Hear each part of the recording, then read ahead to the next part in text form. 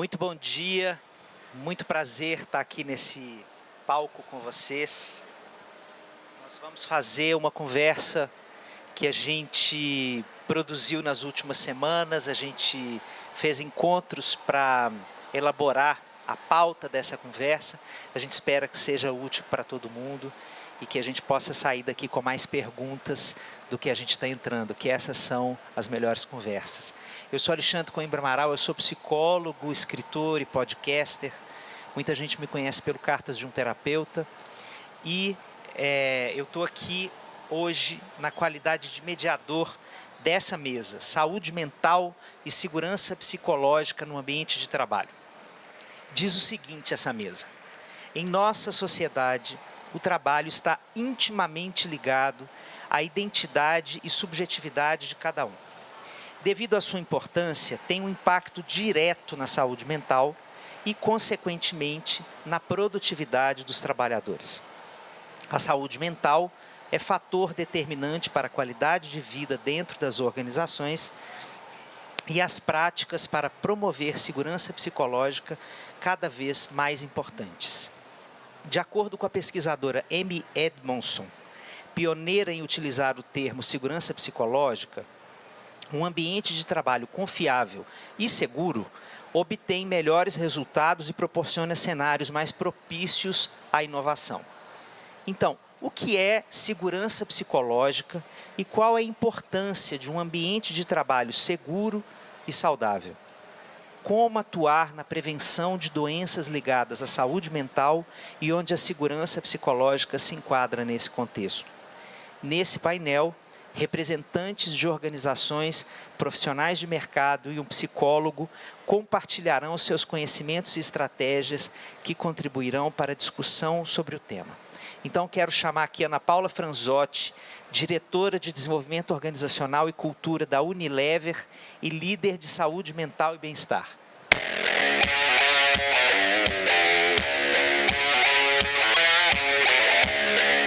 Flávia Viana, gerente de Direitos Humanos e Trabalho da Pacto Global da ONU Brasil.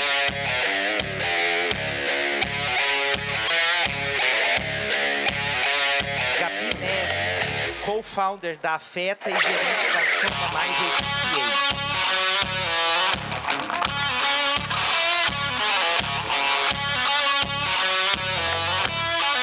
Muito bem, vou começar com a minha audiodescrição. Eu esqueci de fazer o embalo do início da conversa. Eu sou um homem branco de cabelos grisalhos, uso óculos com armação preta grossa, estou com uma camisa colorida e uma calça jeans. Sejam muito bem-vindos. Meninas, gostaria que cada uma, por gentileza, se apresentasse, contasse um pouco do seu trabalho, antes da gente começar a conversar sobre o que a gente veio falar aqui com a galera. Por gentileza.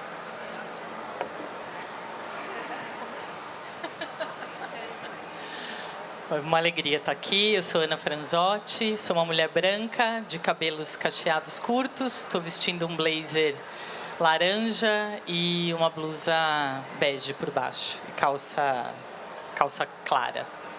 É uma alegria estar aqui. Trabalho na Unilever há 11 anos e desses 11 anos, 3 anos eu lidero a área de saúde mental, que é uma área multidisciplinar lá, que trabalha junto com a área médica, junto com a área de benefícios e junto com a liderança.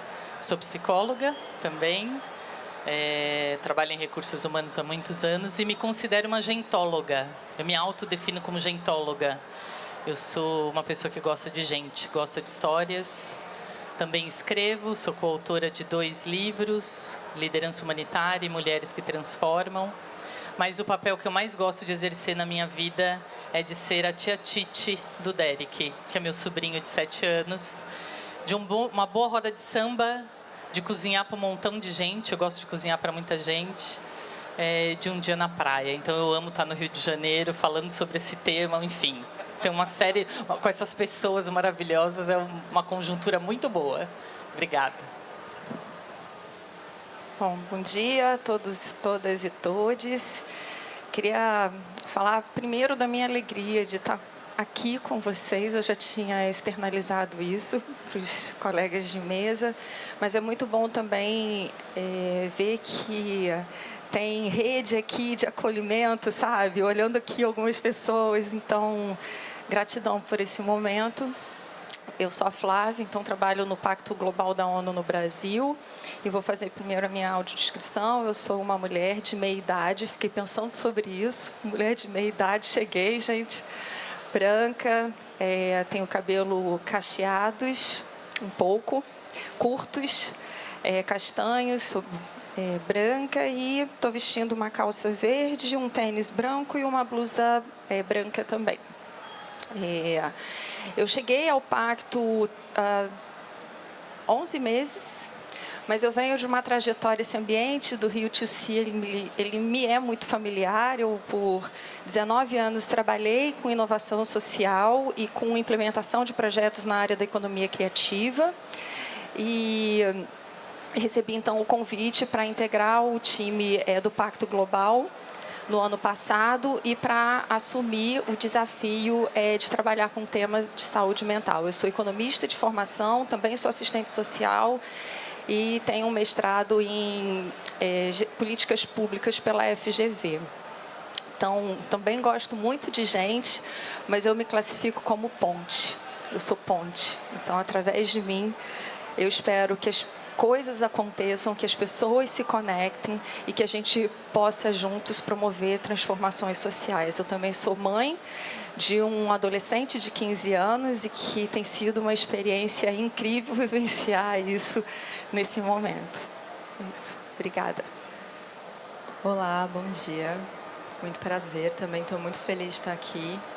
A pauta saúde mental é muito importante para mim.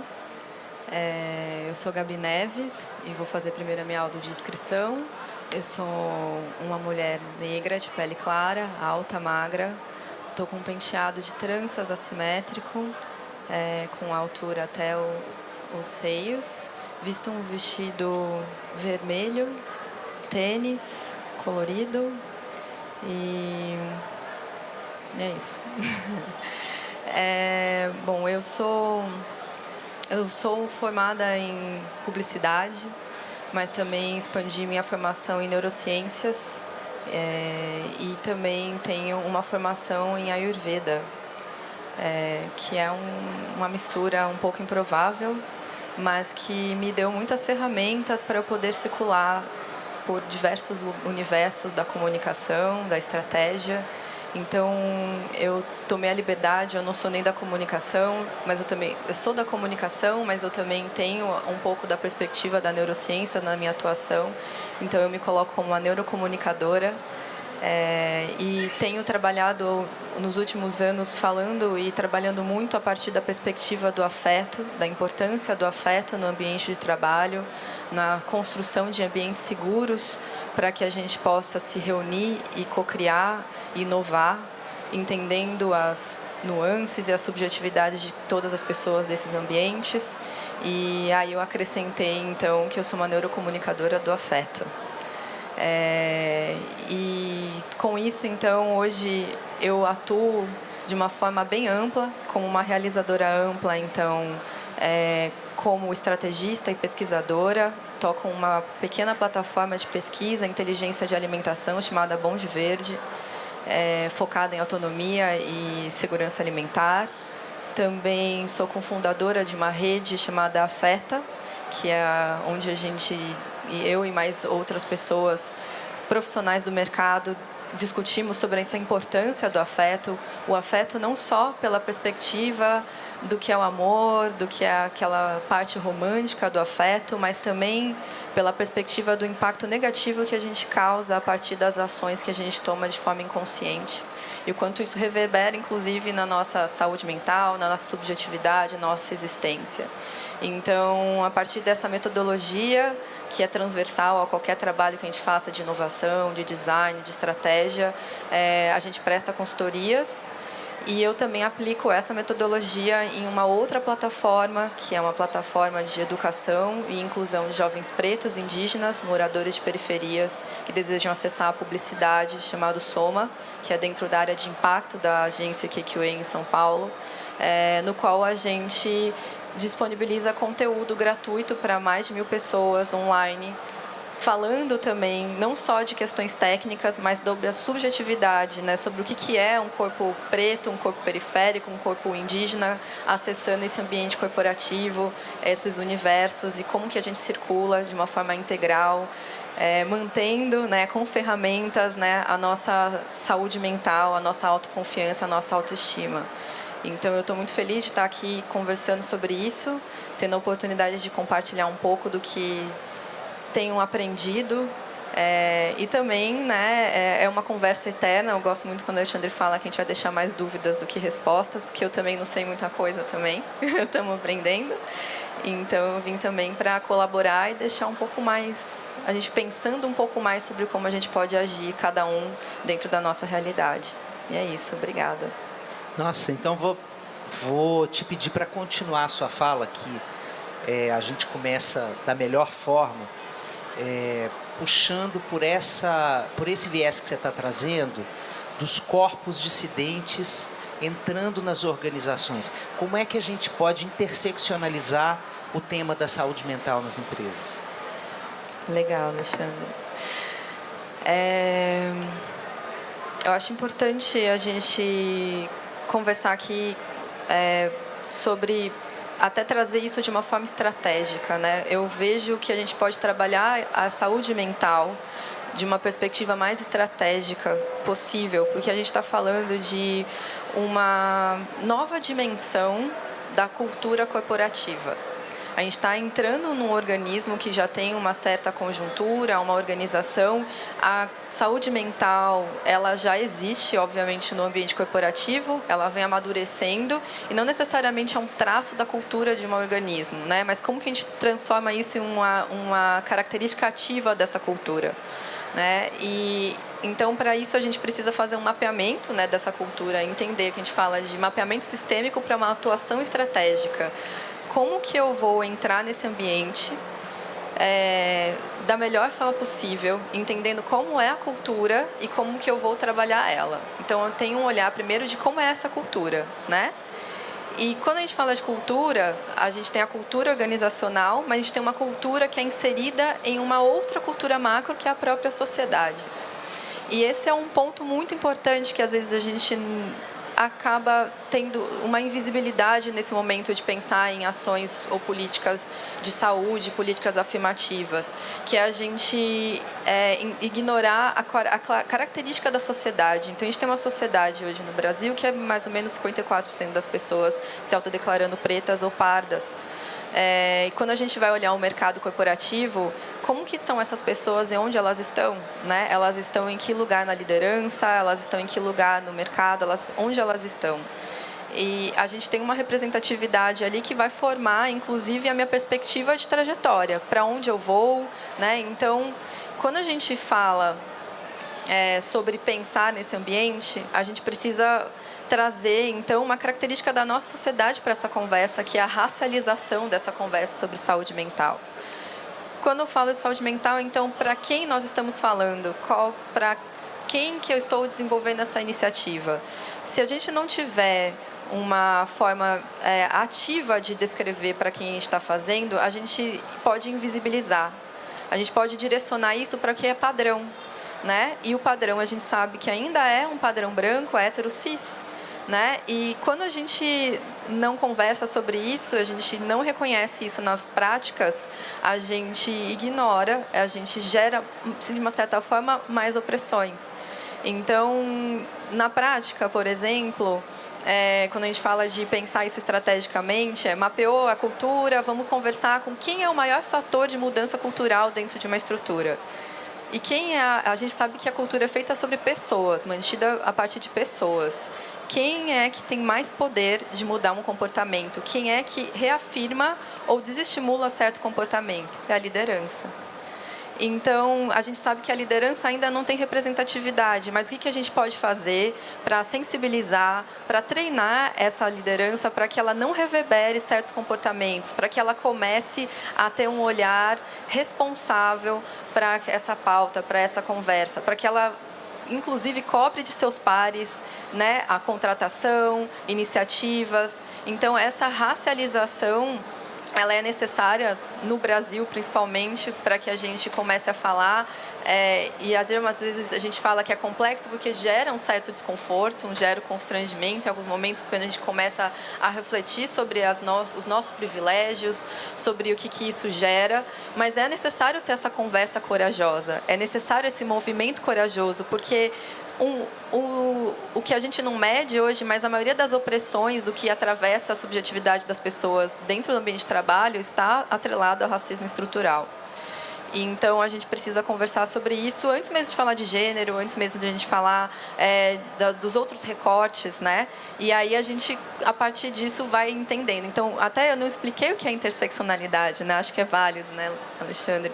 A intersexualidade é como se fosse uma encruzilhada de marcadores sociais e sistemas de opressões. Então, a gente está falando de uma pessoa que carrega não só a característica racial, mas a característica de gênero, a questão socioeconômica. Então, né, é uma pessoa preta, que ela é mãe, que pode ser uma pessoa com deficiência, que veio do norte. Então, tudo isso vai construir uma subjetividade, uma forma de chegar nesses ambientes que atravessa ela, né? E que, se a gente não reconhecer isso de forma equitativa, na hora de eu pensar na saúde mental dessa pessoa, eu não vou considerar esses pontos e eu posso, na verdade, achatar a existência dela. Então, é uma conversa complexa. É só um início de conversa, né? Eu acho que é um ponto inicial para a gente. Assim, a gente não pode ter uma conversa de saúde mental que a gente diz que é daltônica, né? A gente não tem como falar, não existe cor quando eu estou falando sobre isso, não existe raça. Se a gente começar dessa forma, a gente já vai começar de uma maneira um pouco equivocado nessa mudança de cultura, né?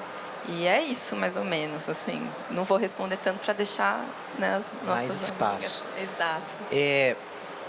Ana, eu queria te convidar para se somar a essa reflexão da Gabi, pensando nesse conceito mais amplo de segurança psicológica nas empresas, né? Como é que, de fato, a gente pode construir uma ambiência que garanta esse tipo de segurança para todas as pessoas, como a Gabi está propondo ali na fala dela a partir da interseccionalidade. A Gabi foi perfeita. Assim, você falando e eu aqui pensando o quanto isso é uma jornada, né? Eu acho que essa jornada ela começa num âmbito muito individual, né? Eu tenho falado um pouco da minha experiência sobre a consciência da minha branquitude.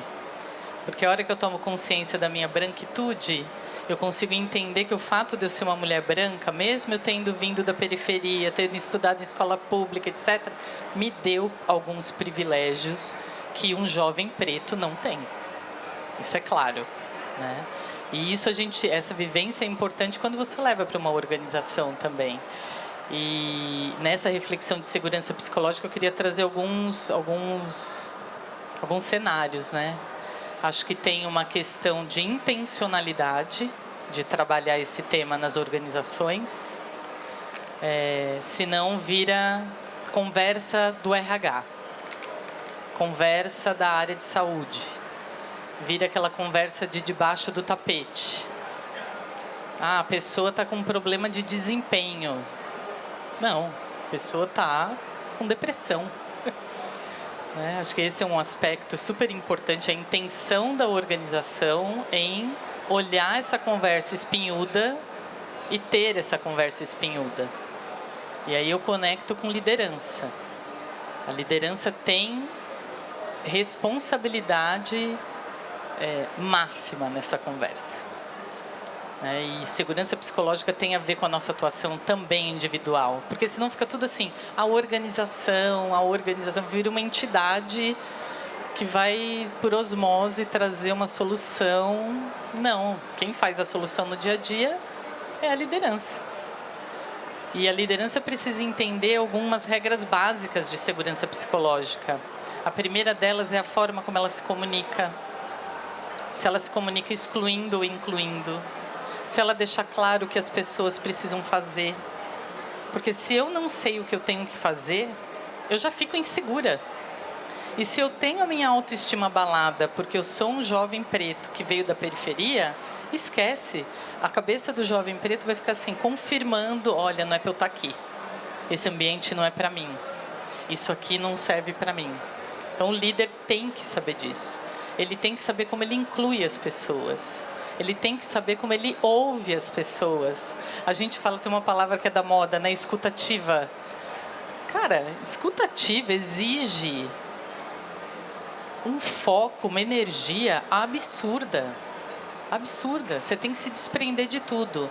Eu, em julho de 2020, eu tirei julho de 2021, eu tirei 20 dias de férias, porque no primeiro ano da pandemia eu tirei picadinho. Porque a minha área, como saúde mental, deu muito suporte para a organização. E a minha saúde mental estava abalada. Então, falei, vou tirar 20 dias de férias. Nesses 20 dias de férias, eu tirei as notificações. Eu tenho 2 celulares. Eu tirei as notificações dos 2 celulares nas férias. E nunca mais coloquei. Eu falo que é um experimento. Faça um experimento de uma semana tirar as notificações. E o que eu notei em mim? Eu ficava na reunião, na tela da reunião, e piscava o meu celular, eu não estava vendo, mas o meu campo de visão via. Aquilo já desprendia minha atenção, aquilo já me fazia olhar o celular e aquilo já me fazia prestar atenção em 5 coisas e me preocupar com 10. E eu comecei a ter crise de ansiedade. Não crise de me tirar do eixo, mas... Então, assim, escuta ativa é algo assim básico. É você olhar o ser humano que está na sua frente, escutar o ser humano que está na sua frente, sem nenhum filtro. Sem achar que é mimimi. Sem achar que você não tem a ver com aquilo. E acho que tem uma terceira dimensão que é importante em segurança psicológica, é o aprendizado. É a gente aprender que o que eu sei até ontem não é nada perto do que eu posso saber daqui para frente. Então, todo mundo tem que estar disposto a se desprender de algumas amarras e a aprender outros tipos de gestão, outras formas de se comunicar, outras formas de discutir os assuntos espinhudos. Que eu estou chamando aqui de espinhudo no sentido figurado, mas é porque são os assuntos necessários da organização. Na organização que eu trabalho, na Unilever, a gente tem um ambiente que a gente procura, e é uma jornada, tá, gente? Eu não estou me gabando aqui, nada disso. A gente começou a falar de saúde mental na Unilever em 2010. E em 2017 a gente cria realmente uma estratégia e hoje, assim, saúde mental, eu lidero iniciativas, mas todas as áreas têm esse tema, os líderes têm treinamento, né? A gente tem todo atendimento psicológico, a gente tem um programa que chama Champions de Saúde Mental, que é voluntário, a pessoa é preparada para acolher alguma angústia de alguém, porque a gente sabe que na organização, por exemplo, o jovem, ele vai querer falar dos medos dele, não com o chefe dele. Nós aqui, a gente não vai falar com o chefe, a gente vai falar com a colega. Então, o champion é esse cara. É o cara que todo mundo já sabe que vai ser um bom ouvinte, bom ombro, ele passa a ser preparado pela organização. E eu tenho um orgulho de dizer que hoje eu tenho champion até vice-presidente, porque é voluntário. Então, acho que fomentar essas iniciativas ajudam a criar um ambiente mais propício para você ter segurança psicológica. Quando a gente fala de diversidade e inclusão especificamente, eu gosto muito de falar dos grupos de afinidade. Porque os grupos de afinidade, eles são um centro de acolhimento também. Mas se eles não têm o suporte da organização, né, o que são? A gente tem um grupo de afinidade que chama Afrolever. Foram 3 estagiárias pretas que fundaram em 2019 porque elas olharam nos corredores e não tinham pessoas pretas na organização. Aí elas fundaram lá um movimento não, né, um grupo para elas discutirem. E isso gradativamente foi mudando. Hoje, né, um outro cenário. A gente tem o UniPCD, que é para pessoas com deficiência. O PRAUD, que é para as pessoas da comunidade LGBTQIAP+. O Humanap, que é para mulheres. E o Unimen. E eu gosto de falar do Unimen, porque o Unimen é um caso interessante. Um gerente de vendas, que é uma área extremamente masculinizada. Ele levantou a mão num evento, ele falou, eu posso fundar o Unimen? Porque eu quero ser uma pessoa melhor para minhas filhas. Eu preciso reaprender. E hoje ele trabalha junto com os outros times, com os outros grupos de afinidade. Então, quando a gente está falando de segurança psicológica, é um contexto muito apoiado pelo exercício da liderança e muito apoiado também pela nossa capacidade de levantar a mão. E aí eu conecto muito ao autoconhecimento de cada um, que é isso que a Gabi falou, né? A gente tem que se colocar, a gente tem que ter os nossos limites. E isso tem que ter abertura do lado de lá para ouvir que você está ultrapassando dos limites e por aí vai. Enfim, é uma conversa que se eu começo a falar, não paro mais. Né? Então... Flávia, a Flávia, ela tem uma experiência, embora ela tenha colocado, estou há 11 meses no Pacto Global, ela tem uma experiência muito interessante com números. É uma pessoa que o tempo inteiro, quando a gente conversa com ela, ela traz números impactantes. Eu quero que você traga aqui para a roda esses números para ajudarem as pessoas para ajudar as pessoas a entenderem a importância da gente trabalhar com saúde mental nas empresas e o que vocês do Pacto têm feito nesse sentido.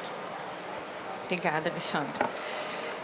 Como economista, eu gosto dos números porque, assim, aprendi que contra dados e fatos não há contra-argumento. Então, se a gente vem com as informações de forma concreta e objetiva, a gente coloca lá na mesa e a gente vai conversar em cima desses dados, né? Então, primeiro eu queria só abrir um parêntese, porque nem todo mundo entende exatamente o que é o pacto, o que a gente faz, então vou só dar um spoiler. Nós somos um programa das Nações Unidas, criado nos anos 2000, e tendo chegado no Brasil em 2003, e como Programa das Nações Unidas, a gente tem o mandato de dialogar diretamente com as empresas. Então, o organismo ONU, com as suas agências, eles dialogam com o poder público, com toda a sociedade, mas o pacto ele tem um mandato muito claro de dialogar e de apoiar nesse diálogo as empresas a construir, a revisitar a sua jornada de sustentabilidade. E a gente faz isso a partir de princípios. Princípios esses pautados em direitos humanos, trabalho, meio ambiente e anticorrupção. Então, são esses temas que norteiam todos os diálogos que a gente desenvolve com as organizações, mas não só os princípios nessas áreas, mas também, e a partir de 2015, mais fortemente, com os 17 ODS. Então, tudo que a gente faz está respaldado pelos 10 princípios universais nessas 4 áreas e pelos ODS. E aí, trazendo um pouco da questão dos números, eu vou trazer aqui um pouco do contexto. Eu acho que é importante a gente falar de contexto e como é que a gente chega em 2023 falando tanto de saúde mental como a gente não tinha antes ouvido, em especial em ambiente corporativo. Então, eu gosto sempre de falar que falar de saúde mental em ambiente corporativo não é tema novo.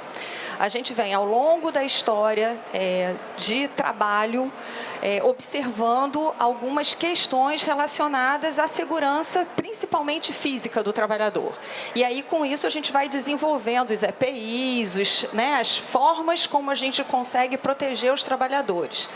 Mas as primeiras questões relacionadas à saúde mental em ambiente corporativo, elas surgiram na década de 90, 2023. E aí, esse tema, ele só toma uma proporção enorme na pandemia de Covid-19. Que, no fundo, a gente já sabia que tinha as questões, mas a gente ia resolvendo com ações pontuais. ou indicando, esse é um assunto importante, vamos trabalhar isso, vamos conversar, né? Mas sempre vinha um outro assunto passando à frente. Na pandemia, não teve para onde correr, porque a pandemia pivotou o nosso modelo de atuar em sociedade, nas corporações e a sociedade como um todo. Então, ou se debruçava sobre aquela situação e como é que a gente olha para os colaboradores, pela sociedade como um todo, mas para os colaboradores, porque as empresas não podiam parar. Elas diminuíram a velocidade, mas elas não podiam parar. Então, como é que a gente lida com isso, com o colaborador saindo do ambiente físico, indo para um ambiente corporativo, tendo que dividir o seu tempo entre o trabalho, as várias reuniões, o trabalho de casa, os filhos, as pessoas que estavam adoecendo ao seu redor, as perdas. Então, assim, se a gente já tinha indícios de ansiedade e depressão no loco de trabalho, no ambiente de trabalho, imagine nessa situação. Então, a curva, ela aumentou. E aí eu vou trazer os dados. A Organização Mundial da Saúde indica que a gente perde cerca de $1 trilhão por ano em produtividade. A gente perde $1 trilhão em produtividade por ano. E o Fórum Mundial indica que até 2030, as despesas incorridas com os cuidados e os tratamentos relacionados às questões psicológicas, eles tendem a chegar a $6 trilhões até 2030, superando os gastos com atendimento a doenças como cardiopatia, diabetes, câncer. Então, assim, tem um alerta aí. Alguma coisa a gente precisa fazer. E aí eu gosto de falar com números porque nas organizações os números eles são importantes, porque eles são importantes para medir. Então, assim, se a gente não olha e não trabalha esse tema de forma preventiva, no intuito de promover a saúde mental, porque, assim, os ambientes corporativos são ambientes que promovem saúde, super. Eles podem promover, eles promovem, mas no atual contexto, a gente tem que entender que algumas relações e algumas questões têm trazido adoecimento, insegurança psicológica no ambiente corporativo. Que questões são essas? Segundo a OMS, bullying, jornadas infinitas de trabalho, assédio. Então, a gente também precisa olhar para esse ambiente, entender a dinâmica desse ambiente de trabalho e, uma vez identificado, fazer ações para reverter esse quadro. A questão da interseccionalidade é super importante. Assim, o programa que eu lidero na Gerência de Direitos Humanos e Trabalho no Pacto Global, ele é um dos 8 movimentos que o Pacto Global, em 2022, estamos em 2023, estabeleceu como uma ação mais objetiva e mais concreta de engajamento dos CEOs, dos presidentes das empresas, das lideranças, dizendo assim, assina esse movimento aqui, porque você está se comprometendo no CPF e no CNPJ de que você vai ser uma liderança que vai promover a transformação no seu ambiente de trabalho. E aí as lideranças estão assinando, se comprometendo com dependendo do movimento, com uma série de metas e compromissos para serem implementadas até 2030. E a gente vai monitorando. A gente vai acompanhando no intuito de ajudar essa liderança a construir esse caminho de mudança psicológica e de um ambiente seguro. Então, quando eu falo de saúde mental, lá no Pacto, junto, debaixo da mesma área de direitos humanos e trabalho, eu estou falando também, além do Mente em Foco, do movimento Elas Lideram 2030. Que é como é que a gente vai discutir essa jornada de ter mais mulheres em cargos de alta liderança até 2030. Também falo do Raça é Prioridade. Como é que a gente constrói um ambiente que não mais invisibiliza os profissionais negros e a gente constrói com isso uma jornada de levá-los a cargos de liderança. E junto, a gente discute também salário digno, porque falar de saúde mental também, a gente precisa falar de salário digno.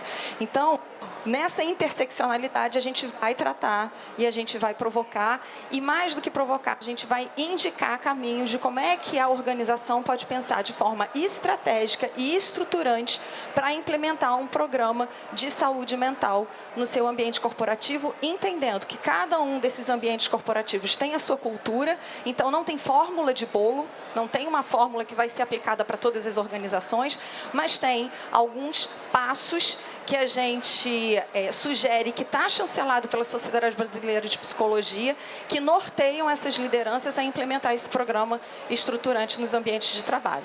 Que aí eu deixo para falar um pouquinho depois. Ui!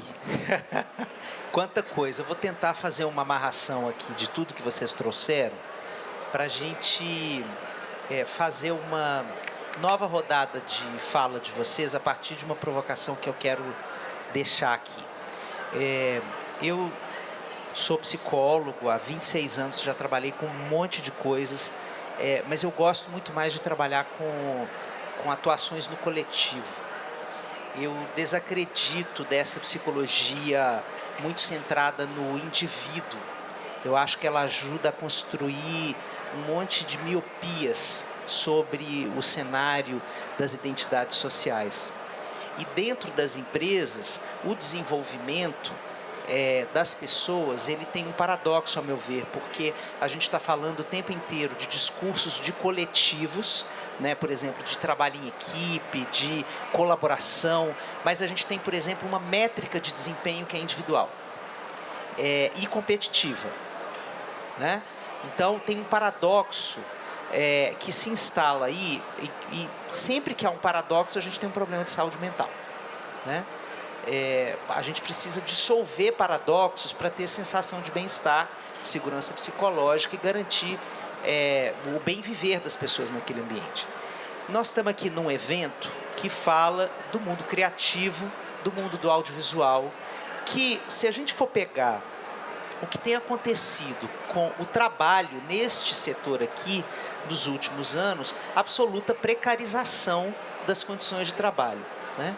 Como é que a gente entra num mercado como esse, né, que tem vivido questões sérias sobre direitos trabalhistas básicos, para falar de segurança psicológica e de saúde mental? Como é que tem sido a aproximação de vocês a esse tipo de paradoxo que a gente, infelizmente, ainda convive nas empresas?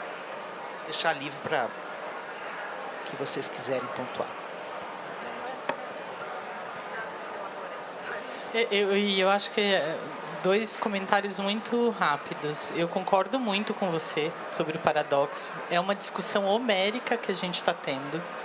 E eu acho que isso é parte da evolução do trabalho. Eu acho que, né, pós-pandemia, o trabalho migra para um modelo que era de controle, de comando, que por mais que a gente falasse que já era diferente, não era, ainda não é. A gente ainda coloca o funcionário para trabalhar em casa, né? Tem empresas que colocam o funcionário para trabalhar em casa, mas monitora ali o que ele está fazendo. Então, isso é comando e controle, né? Isso é um controle. Mas a gente tem que migrar para um modelo baseado na confiança, que é da colaboração. E não tem como se sustentar um modelo que a gente tem dito se ele não é exercido no seu dia a dia, nos seus processos. Então, para mim, do mesmo jeito que a gente teve que rever processos, quando a gente define que a gente precisa ter 50% de mulheres em cargos de liderança, que a gente precisa trazer as pessoas autodeclaradas pretas e pardas. Você não faz isso mantendo os processos que você tem do jeito que eles eram antes. Você precisa revisitar os seus processos e provocar uma mudança nesses processos. Então, eu tenho fé, eu acredito realmente que a gente vai evoluir para modelos mais colaborativos e menos individualizados. Por outro lado, quando a gente olha dentro do universo da organização, e eu adorei o fato de você ter dado um pouco do cenário do que é, né, o ambiente de trabalho do audiovisual, que a gente tem áreas assim nas organizações, né? Talvez não precarizado, etc., mas a gente tem áreas assim. Áreas que eu tenho um paradigma da área financeira em organização, que a área financeira, quando tem um fechamento, tem que trabalhar 24 horas. Eu falo, gente, como assim? Você está trabalhando hoje, em 2023, do mesmo jeito que o seu avô trabalhava em 1960. Não é possível. Então, acho que a gente tem um papel de ficar cutucando, questionando e provocando o tempo inteiro a organização a mudar o seu status quo. Eu sinto também, o meu segundo ponto é que grandes organizações, e aqui a gente tem várias, eu trabalho em uma também, que é de uma grande organização, algumas mudanças elas podem ditar tendência, elas puxam, na verdade, as outras, mas algumas mudanças são as mesmas organizações que têm mais dificuldade de mudar às vezes. Então, eu acho que a gente tem um misto hoje de precisamos ter, é como não sei se alguém mergulha, mas eu mergulho e tem um momento que no barco que você está equipado e que você tem que dar o passo do gigante para cair no mar. Esse momento dá uma excitação assim, né? Você vai cair no mar, mas é um momento crucial que eu vejo que muitas organizações estão na frente do mar ali para sabe que vai ter que nadar. Mas está se preparando para isso. Ainda acho que a gente está neste momento assim de questionar, de ver, para depois migrar. Acho que é parte da evolução do trabalho. Eu complemento. Acho que é legal a conversa que a Ana Paula trouxe no início de jornada. Em jornada existem estágios, e estágios de maturidade também. Como a gente falou, né, tem culturas que estão já em um estado muito avançado, né, e eu gosto até de fazer esse paralelo com o que eu vejo também do trabalho de diversidade e inclusão, que já está até um pouco mais estruturado, né. A gente tem um estágio inicial, que é aquele estágio de tomada de consciência de que aquilo é importante mudar. Né? Nossa, não está bom, vamos mudar. E ainda as pessoas vão se engajar meio que por obrigação, não é uma coisa que está acontecendo, ainda ninguém consegue entender. Até essa nova característica se tornar integrada, né? E todo mundo começar já a pensar de uma forma mais, isso faz parte da nossa existência, temos que fazer, para a gente chegar num ponto, digamos, de integração total e inovação até, no qual aquilo está tão integrado que não se pensa mais sobre porque aquilo é, né? E a gente vê isso em diversidade, muito essa discussão. Eu acho que a conversa de saúde mental, ela pode ter esse mesmo paralelo de leitura de estágios e numa jornada. E eu acho que a gente tem muitos anos de trabalho numa jornada até por causa da estigmatização do tema. Muito tempo a conversa ficou delegada a certos lugares, né? Isso era do RH, era uma coisa do tipo um tabu, a pessoa teve algum tipo de transtorno, ela, nossa, vamos afastá-la, ninguém pode saber. Para essa mudança agora, da gente falar sobre isso, a gente poder verbalizar, a gente poder nomear, já é uma grande evolução nessa jornada. Mas a gente ainda está numa fase muito inicial. Acho que a gente falar de saúde, por exemplo, saúde integral, até busquei, porque a OMS fala, né, que saúde integral é o equilíbrio, né, de saúde mental, física, espiritual, e não é sobre a ausência de doença, não é sobre não ter doença, é sobre um bem-estar. E acho que quando a gente pensa em saúde mental, digamos que o ápice disso é a gente chegar nesse lugar de bem-estar, e a gente ainda está discutindo sobre não ter doença. Então, a gente está muito ainda numa conversa inicial, um amadurecimento sobre isso, a gente está aprendendo a falar, a gente está criando vocabulário para isso, a gente está nessa mesa aqui, é um avanço na jornada, mas ainda a gente tem muito a caminhar, porque a gente tem uma sociedade que precisa também se repensar, reaprender, né? E aí, dentro do que seriam os próximos passos, eu enxergo também, eu gosto muito quando a Flávia traz números, que eu acho que é como a gente consegue sensibilizar a estrutura. Eu acho que, além dos dados que a gente tem, a gente precisa começar a criar outros indicadores para tangibilizar certos fatores que hoje não são valorizados. Né? A gente começar a entender outros recursos que, na verdade, dentro da estrutura ainda não são importantes. Né? Quando eu falo de ESG, eu gosto muito da Natura, que cria indicadores para medir o bem-estar das suas revendedoras. E isso está dentro da, inclusive, performance da empresa. Então, não é algo que é só da área do RH de medir o bem-estar, está quase dentro do desempenho da liderança. Né? E, então, como que a gente vai, se a gente está falando de incorporação de trabalho, usar do mecanismo da própria estrutura para criar, né, dentro da mesma linguagem, então, uma percepção de valor daquilo. Então, hoje no trabalho, por exemplo, no Soma, que é um programa de educação, além da gente olhar para a inclusão, né, a partir de certificação e de pessoas que estão entrando no mercado, um dos maiores fatores para medir se o projeto está dando certo é o índice de pessoas que se autodeclaram que elas se sentem acolhidas.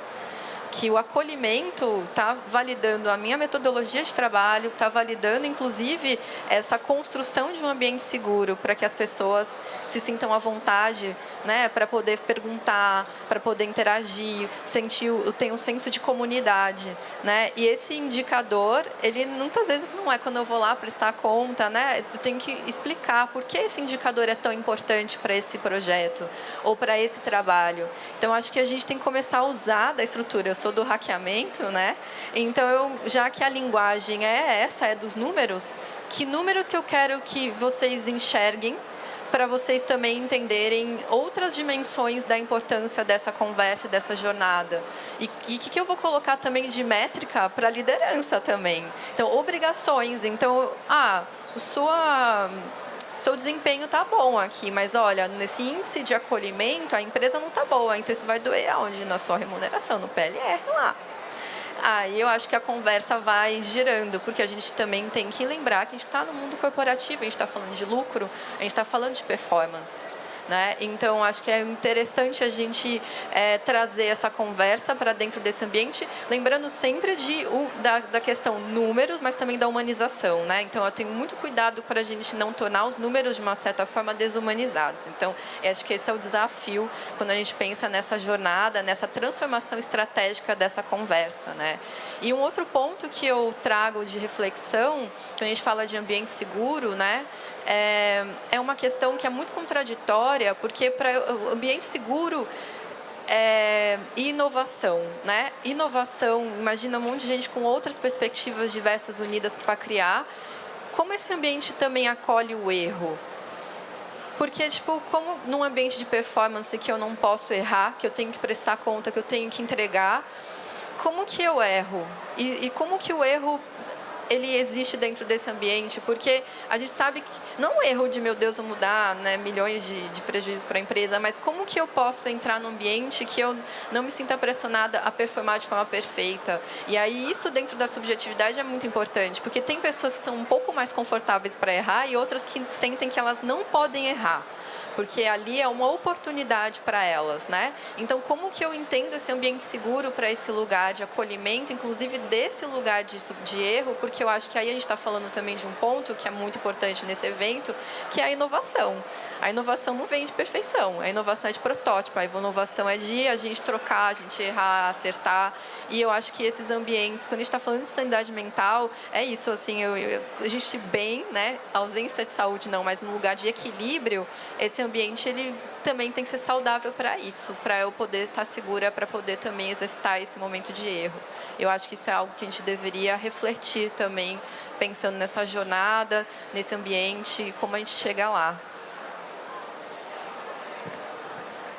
Nossa, eu me sinto super contemplada com a fala da Ana e da Gabi.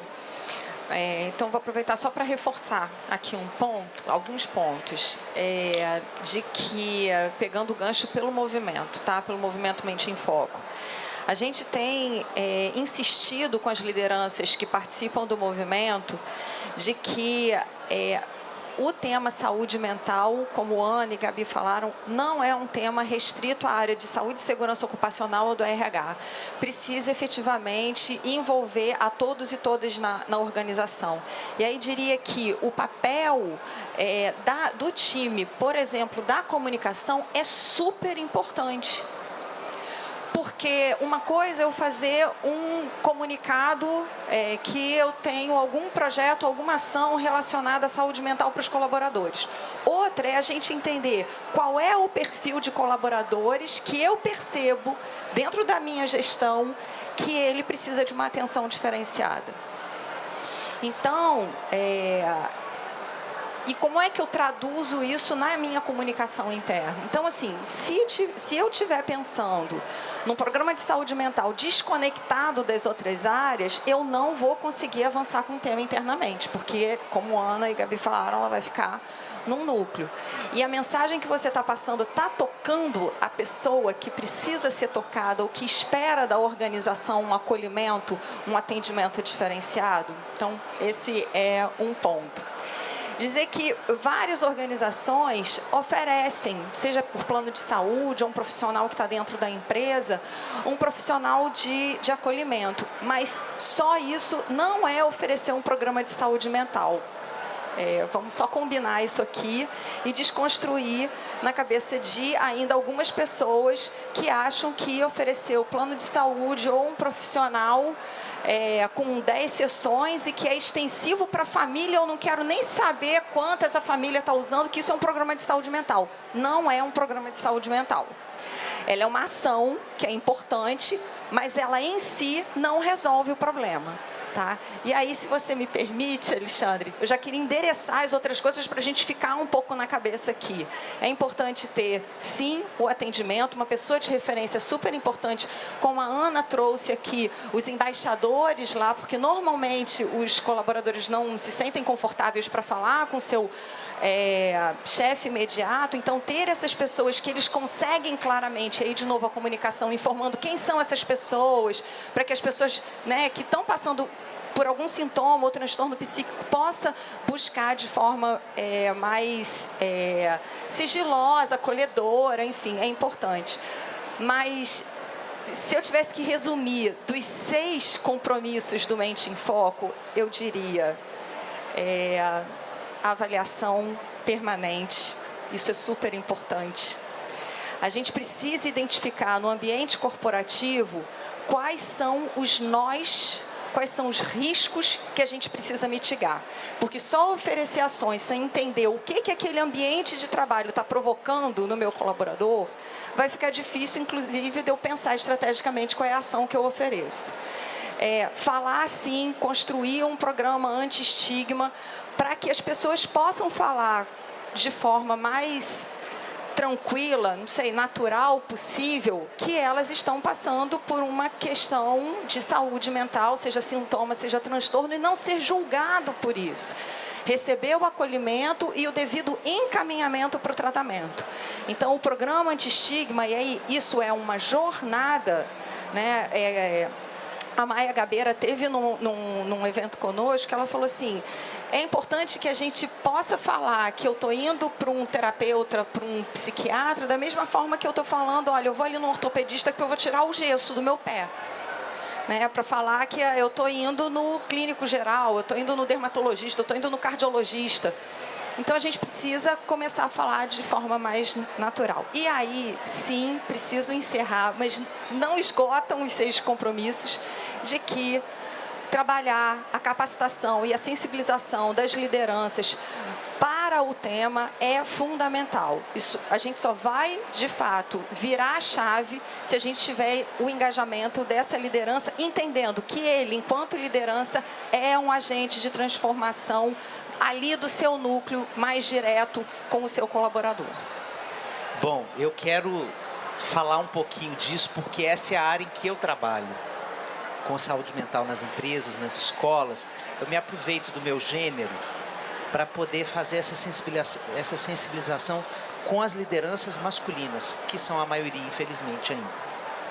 E ali a gente tem um espelhamento social do tipo de biografia masculina, que é, desde o início, homem não chora, se separe das suas emoções, faça uma asepsia daquilo que não é racional, aí você vai ser uma pessoa boa.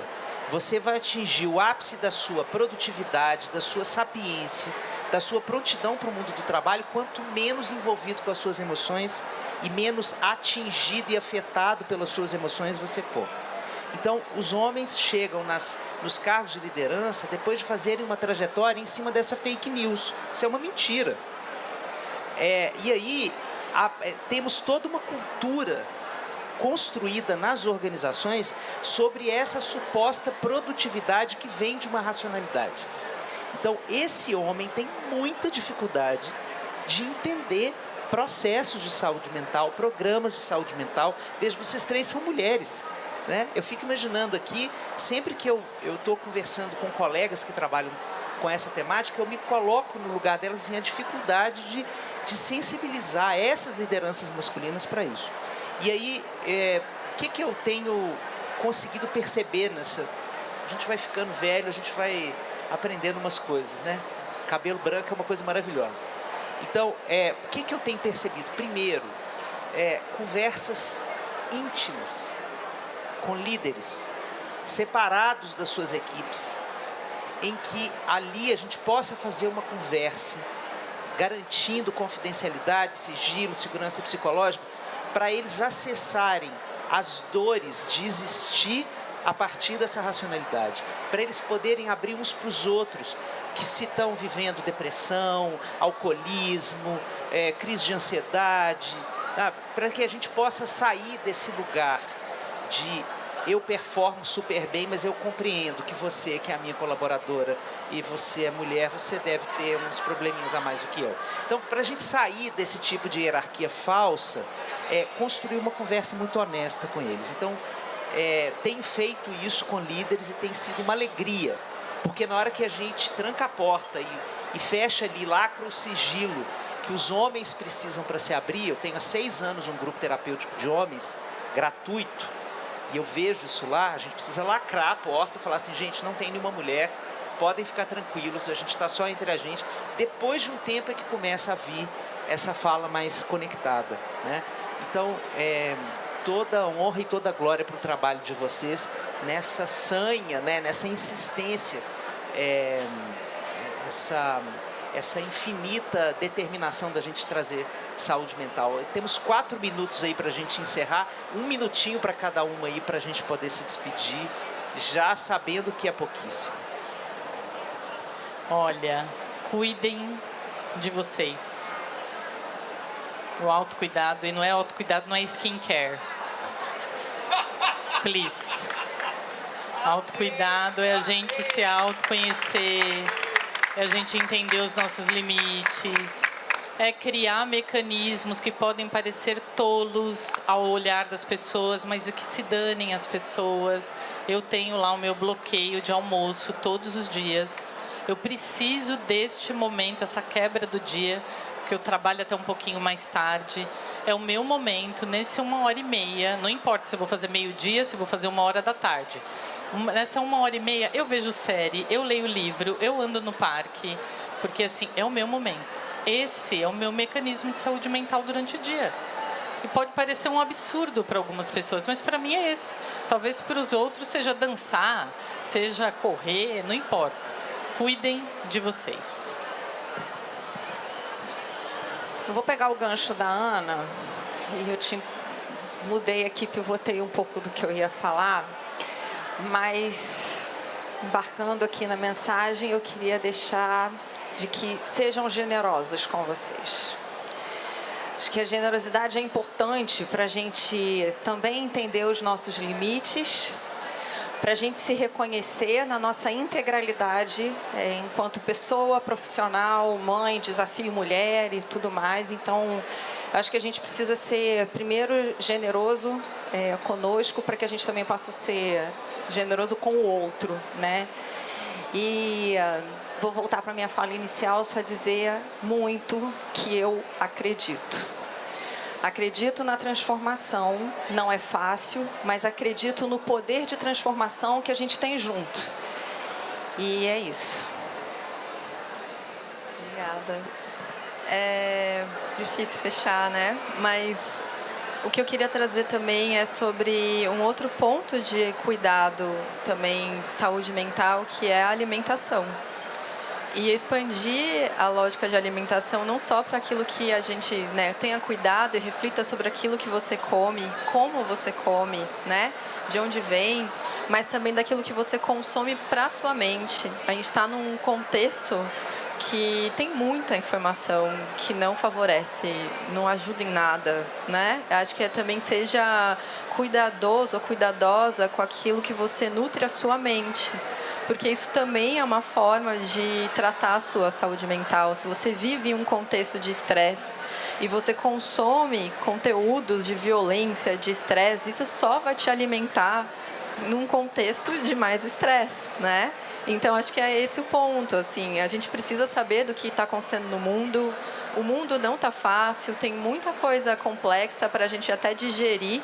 Então, também, né, estrategicamente, se a gente pode, né, escolher consumir, né, consumam coisas que que inspire, consuma conteúdos de pessoas distintas, diversas, de fora do seu contexto, para você expandir a mente.